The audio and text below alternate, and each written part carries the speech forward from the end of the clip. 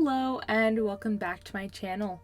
Today I'm going to be sharing my recipe for crème brûlée, which is a French custard dish that is topped off with crunchy caramel. So we're going to begin with a vanilla bean. Now these are rather expensive, so I don't make crème brûlée too often because of that, but it's definitely worth it to buy a vanilla pod to make this crème brûlée.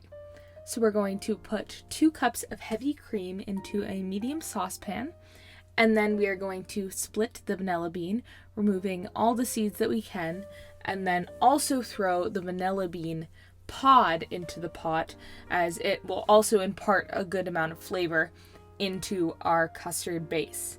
And then we are going to also put in 3 tablespoons of sugar. And then we are going to heat this over medium heat for about 6 to 8 minutes, just until it starts to bubble around the edge of the pan.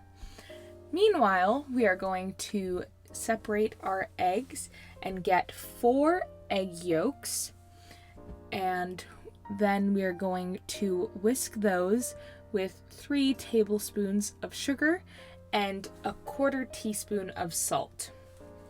So the name crème brûlée means burnt cream in French, and this refers to obviously the custard and the caramel topping, the melted sugar on top, and dates back all the way to the 17th century in France. And then we are going to whisk these eggs until they become nice and light in color and texture, making sure that the eggs and the sugar have completely combined.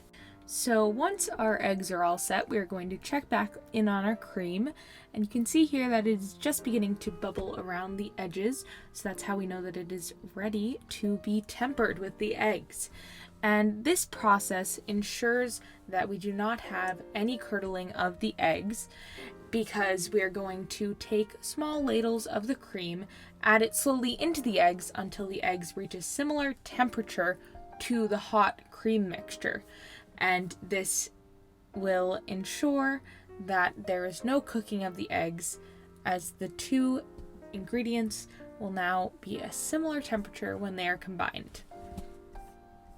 So then we're just going to whisk that together very well, making sure everything is combined, and then we are going to run it through a fine sieve to remove both the vanilla bean pod and any bits of egg that were possibly cooked during your tempering process, but that shouldn't happen if it is done correctly. And this will also remove some of the bubbles that are created when whisking together the eggs and the cream. So now we are going to take this mixture and we're going to evenly distribute it amongst our baking dishes. And I actually only have 4 of these smaller ones, so I used a couple larger ones. You just need to be more careful with the baking process. You need to watch and make sure that you remove the smaller ones when they're done and you don't overbake them.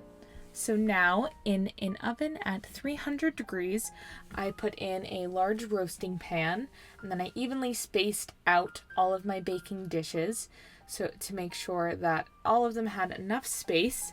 And then we're going to add in boiling water until it comes up about halfway up the sides of our dishes. This is called a bain-marie, and it is vital in achieving the silky consistency of the crème brûlée, since it keeps the oven temperature regulated, and it also creates steam to make sure that the top does not dry out. So you can see this is after about 40 minutes in the oven. The crème brûlée trembles just a bit when hit, and we are going to let it cool for 30 minutes on the wire rack. And then it is ready to be brûléed.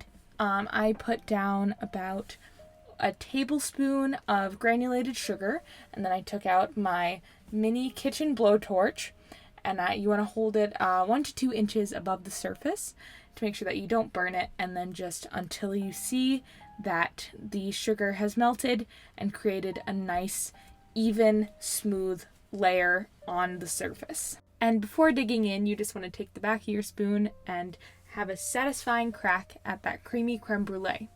This is one of my favorite recipes. It is not as complicated as it looks, but it always has an amazing end result. Thank you so much for watching. As always, the recipe for this video will be in the description below, as well as on my website, bakingwithbrie.com. Be sure to like and subscribe so you don't miss any future videos, and leave any suggestions in the comments below. Bye!